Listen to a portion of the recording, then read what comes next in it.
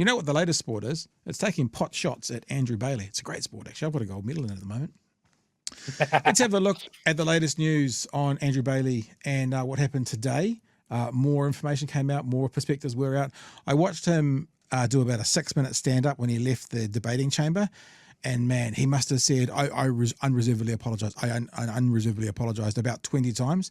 And the one thing I found from the stand-up, which was the most interesting question, is someone said to him, why did you go back? Why did you go back to the place and ask him a couple of times to come out with a beer? This One News story, obviously the reporter from One News was the person who asked that question, so it's in the story. So we'll just watch the story. Labor continues to call for Andrew Bailey to be demoted after the Commerce Minister admitted insulting a worker on a recent winery visit. But the Prime Minister continues to have his back. Here's senior political reporter Benedict Collins. A government minister behaving badly. Did he call the worker a loser? Yes. Did he hold up the shape of an L on his forehead? Like a child. Hey now, you're an all-star. Is that the right song? L on your forehead? Sorry. Again, yes. Is he saying that he did not tell the worker to F off? I do not believe I said that. The Minister for Small Business admitting he... You know how there's questions around was he drinking?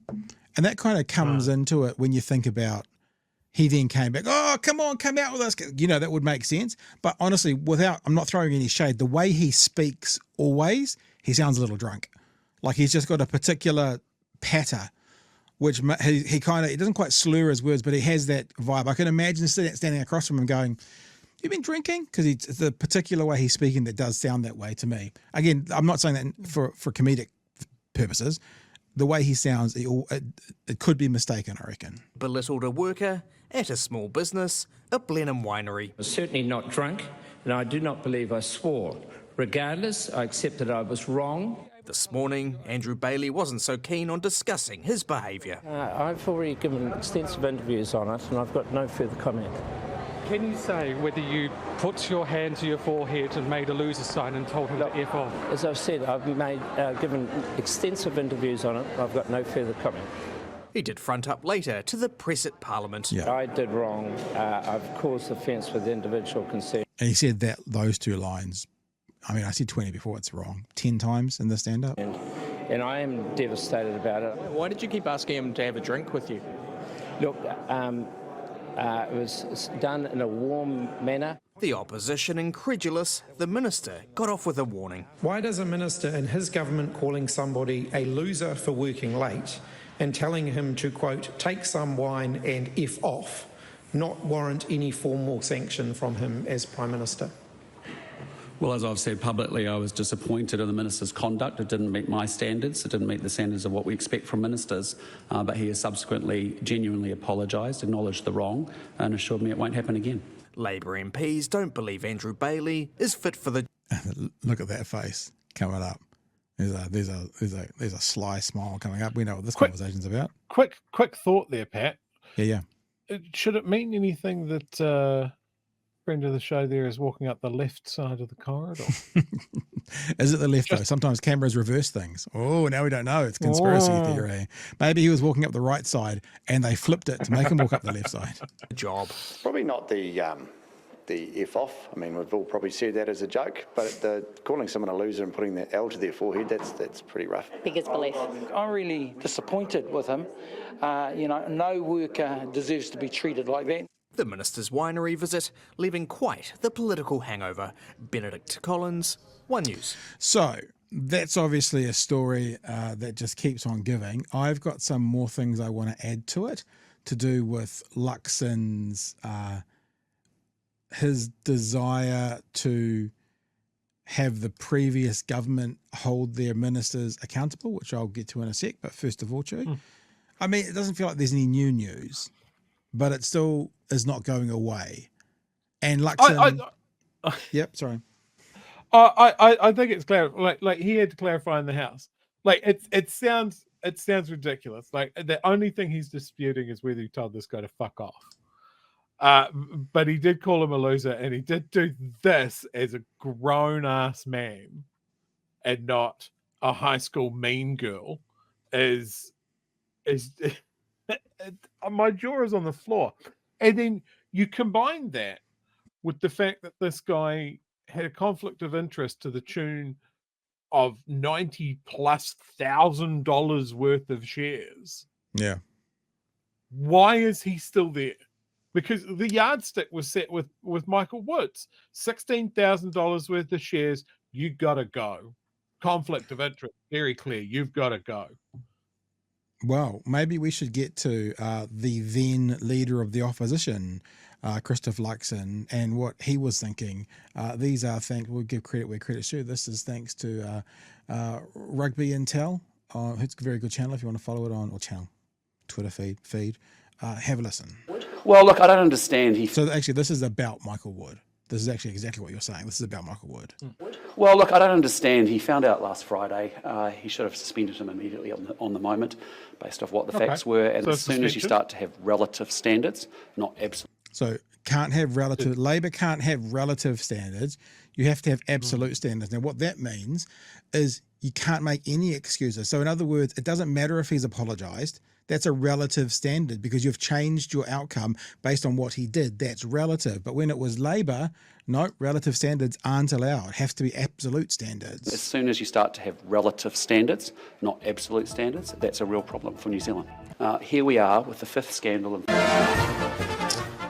And for those who are listening now, we've got Tim van der Volen, ministers, Costello brushes off all the stuff he's had to deal with so far, and it goes on and on and on. McKee's in there, more Nicole McKee. It's a laundry list going wrong with his management of his team, and I don't understand why he's not got it gripped up. So I'm not going to fade that down because that'll get us boosted off the internet. So yeah, I mean, there's another one I'm going to show you as well. I think it's actually from the same account. Yep. And this has been put together when he was leader of the opposition. But imagine that's him talking about Adam Bailey today. This is a very simple decision. He needs to leave Parliament tonight and announce his departure from Parliament. Yeah, I got that. But in terms of any other steps? I think there's a lot of questions that you will no doubt start asking about what other issues have gone on. Yeah. I'm sorry, but we have standards here. Yeah. This is a senior minister. I think it's very simple. He needs to resign from Parliament tonight. It's incredibly serious. It's not something light. It's inexcusable. The last 3 weeks have been incredibly frustrating. It's funny how angry he got when it was Labour. He's really strident. Very, very angry when it was a Labour senior minister. But when it's his guy, he said sorry. I believe him. He said sorry. Frustrating because all we're dealing with is a government that's actually falling apart, focused on itself and internal issues and not focused on the New Zealand people. Every single week over the last 3 weeks we've been talking about personnel issues, and so we've got major internal issues here with this government that's focused on itself, not focused on the New Zealand people. So that's how I feel about it. Here we go again this week, and what we're seeing every week we're discussing these. Every week you ask me questions about what's going on with personnel. If you relatively accept about Casey Costello, about Nicole McKee, about Andrew Bailey, every single week, Chewy, we're asking these questions. This relative standard of actually, I'm sorry, but we'll just let this slide for a bit. You've actually got to stand up for some absolutes. But the integrity of Parliament, the integrity of Cabinet Ministers matters a lot. Well, he's not. I mean, I look at the face, right, and how angry he's putting across. So he's lying in one of the two places. He's either lying then because he wants it to be embarrassing to Labor, or he's lying now, and that ministers don't have to have that integrity. One of the times he's lying, right? Because back then, when he was the opposition leader, he was talking about how important it is for integrity for senior ministers, and now he's saying, yeah, but he said sorry. This has got 30 seconds. We'll just let it play through to the end. Well, he's not managing his cabinet well. I mean, this is a tired government. It's out of touch. It's out of ideas. And frankly, the New Zealand people deserve better. And the choice just gets starker for them. Do you want a government that's focused on itself? Sorry? Has National not had its own personnel issues? And when they have, I've taken decisive action on those. That's what I have taken decisive action. I just not in the future. Past tense is fine. Believe in doing. And mind you, Sam Uffindale, decisive action? I think not. Thank you. Not a word. So yeah, we're not going to play the music. So there you go, Chewy. I think it's important, and like what we always try and do, and we're overt about it, is we will hold this government to the standard they held the last government to at the very least. And it sounds like, according to Mr. Luxon pre-election, the standard he wanted to hold Labor to was if a senior minister cocks up bad, they got to go. The integrity of the cabinet room is essential. It's not okay that we're talking about ministerial issues every single week. Hello, 2023, 2024 is calling in. Look, I think it's really unfair of Christopher Luxon to criticise Christopher Luxon in this way. It's a really hard job being Prime Minister, you know, with all his no portfolios, no roles. But maybe this is what Christopher Luxon meant by the most transparent government ever, because it's fucking transparent that Luxon doesn't give a shit when it's his own team. He solved the problem that he wanted to solve. He's not the Prime Minister. He's on the road to getting a knighthood or something. I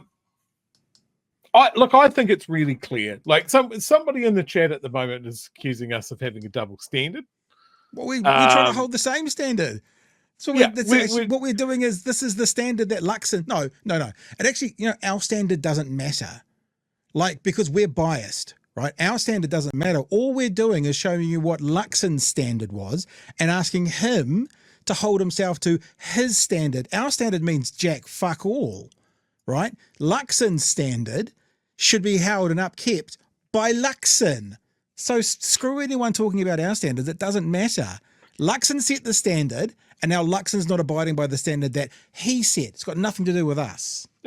Yeah, absolutely. The double standard that we're being accused of is when Labor Minister Damien O'Connor said to a reporter, "Fuck off, I'm going to the toilet." And like anything, like we've been doing this for a while, Pat, 4 nights a week for like almost 7 years, 2 years, 2.5, 20 years, it feels like 400 years. If you're interested in what position we had on Damien O'Connor telling a reporter to go fuck himself, you can go and find it. It's on our YouTube channel. Just go and watch. Like, you don't have to accuse us of double standard. You can fucking find out. So yeah, I think the two things are unrelated, put it that way, because telling a reporter to get out of your way while you go to the toilet is different from telling a worker working late that he's a fucking loser. Like, it's like, I'll take Bailey at his word that he didn't say fuck off. He seems to be confident enough to say, look, I don't recall saying that. I'm going to take him at his word. What he did say in the House, 100% confirmed, that he said to a worker working late, "You're a loser for being here and doing this." Okay, the fuck off home with some wine, irrelevant. I'm willing to strike that from the record. It doesn't remove the other parts of it, and it doesn't remove the fact that this guy has a $90,000 plus conflict of interest that was enough to get a minister from the previous government removed. Rightfully so, in my opinion, because that's what we said on our show at the time, that it was a conflict of interest. Ministers shouldn't have them. He should fucking go. And now we're talking about the current government, which is absolutely riddled with conflict of interests, absolutely riddled with double standards, and it's being led, laughably, by a man with very poor leadership and absolute double standards. So if you're going to accuse me of a double standard, what are you saying to Luxon, who, as you just saw in that footage, has very clear views that the Parliament has standards, and if you don't meet them, you got to go?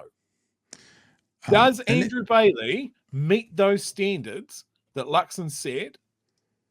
Or is this fine?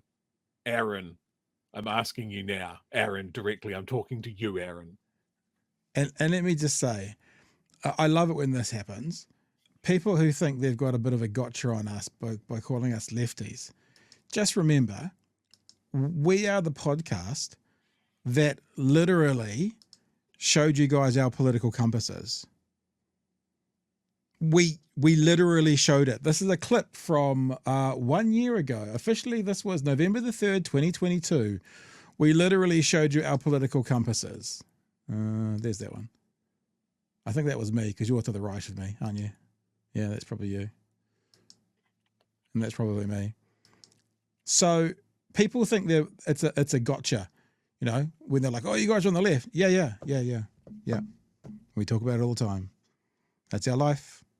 We don't hide it. In fact, what I would say to you, thanks, Mr. Luxon, is that we're the only honest contributors, especially on the internet, that'll overtly put out there where we sit. And now that you know that filter runs through our veins, you can now choose whether you judge our opinions valuable or not. Because I'll tell you what, we like to criticize the left. In fact, I like to criticize the left more than the right because the left are my team and I want them to do better. I find it kind of hilarious when the right fucks up like this. This is more like storytelling about the right. But I'll be critical of the left because they need to get better to get back into power. So, not a gotcha. Sorry, dudes. Yeah. So the Michael Woodhouse stuff, we were clear that it was fucking stupid that he got caught the first time, second time, the third time, dicked around, didn't get rid of his shares. I went as far as saying that no MP should have shares. That would solve this problem. But yeah, no, that's fine. No, it's fine. It's fine when Blue does it. Oh, apparently I'm being told that the real aspect of this is Damien O'Connor said it to a woman. Oh, I think a female political reporter that's in the House is tough enough to hear a sweary word every now and then. Aren't those the people that normally say? And those are the people that normally say, stop being so PC, it's just words. Aren't those the normal group that comes from? Anyway, look, one more time. You know, we're over here with Nelson Mandela and Gandhi, so we're okay in that area. You know, we'll just stay with Nelson Mandela and Gandhi. I'm going to take that between Mandela and Marx. I'll have that. and we'll leave you to Reagan and Pinochet. Okay, you can stay off with there. You guys are having a crack. Pinochet holding down the corner like the fucking demon he was.